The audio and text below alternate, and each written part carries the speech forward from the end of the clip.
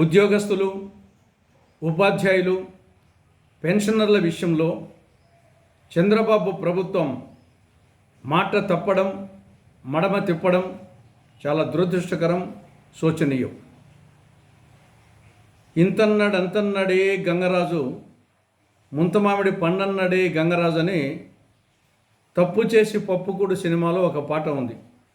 అలాగ ఉంది చంద్రబాబు ప్రభుత్వ వ్యవహార సరళి. ఎన్నికల ముందేమో ఎన్నికల మేనిఫెస్టోలో ఉద్యోగస్తులకు, ఉపాధ్యాయులకు, పెన్షనర్లకు సంబంధించి అనేక హామీలు ఇచ్చింది కూటమి పార్టీలు.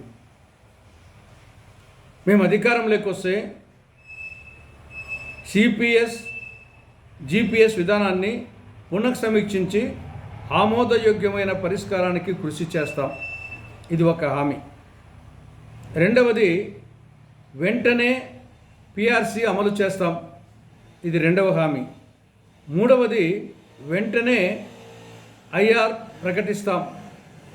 నాలుగవది, వెంటనే బకాయిలు చెల్లిస్తాం. ఐదవది, అవుట్సోర్సింగ్, కాంట్రాక్ట్, కన్సాలిడేటివ్ ఉద్యోగులకు ప్రభుత్వ పథకాలను వర్తింపచేస్తాం. ఆరవది, వాలంటీర్ల గౌరవ వేతనం 5,000 నుంచి 10,000కు పెంచుతాం. ఇవి నిర్దిష్టంగా ఎన్నికల మేనిఫెస్టోలో కూటమి పార్టీలు ఇచ్చినటువంటి హామీలు. అధికారంలోకి వచ్చి 16 నెలలు పూర్తయింది. ఇప్పటి వరకు ఇచ్చిన హామీలలో ఏ ఒక్క హామీని కూడా అమలు చేయలేదు. అమలు చేయకపోగా కొండ నాలుకకు మందు వేస్తే ఉన్న నాలుక ఊడిపోయిందన్నట్లు వాలంటరీ వ్యవస్థను మొత్తమే తీసేయడం జరిగింది. ఇక డిఏలకు సంబంధించి ఇవ్వాల్సిన డిఏలు 4 బకాయిలు ఉన్నాయి. డిఏ బకాయిలు మొన్న ఉద్యోగ సంఘాలతో చర్చల సందర్భంగా మిగతా ఏ హామీలకు ఒప్పుకోలేదు. ఒక్క డిఏలకు సంబంధించి 4 డిఏలకు గాను 1 డిఏ ఇస్తా ఉంది. అది కూడా 4 దఫాల్లో ఇస్తారంట. అదే పెద్ద ఘనకార్యమైనట్లు ప్రభుత్వం డబ్బా కొట్టుకుంటా ఉంది. కాబట్టి ప్రభుత్వ వ్యవహార సరళి ఎలా ఉందంటే, ఏరు దాటినంత వరకు ఓడమల్లన్న, ఏరు దాటినాక బోడిమల్లన్న అనే విధంగా ప్రవర్తిస్తూ ఉంది.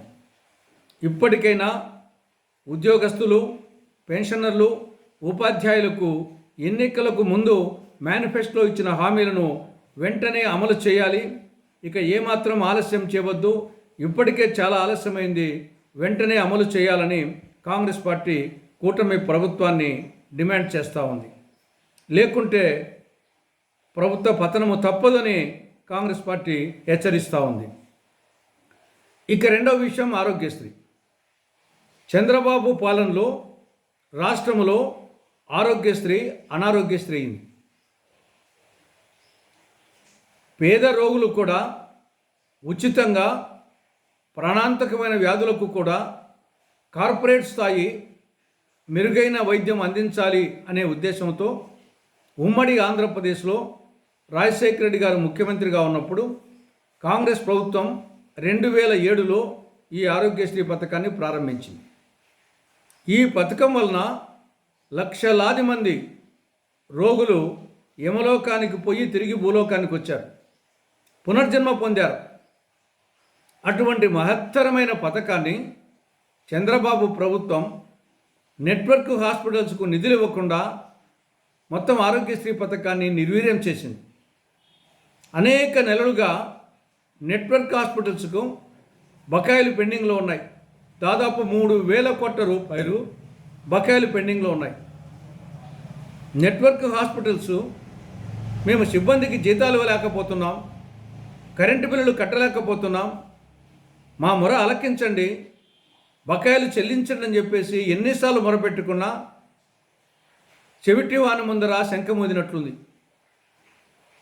గత నెల రోజులుగా సమ్మెలో ఉన్నాయి నెట్వర్క్ హాస్పిటల్స్ ఆరోగ్యశ్రీ విషయంలో. గత 13 రోజులుగా ఆరోగ్యశ్రీ సేవలు పూర్తిగా బంద్ అయిపోయినాయి. అయినా ప్రభుత్వానికి చీమ కుట్టినట్టు కూడా లేదు.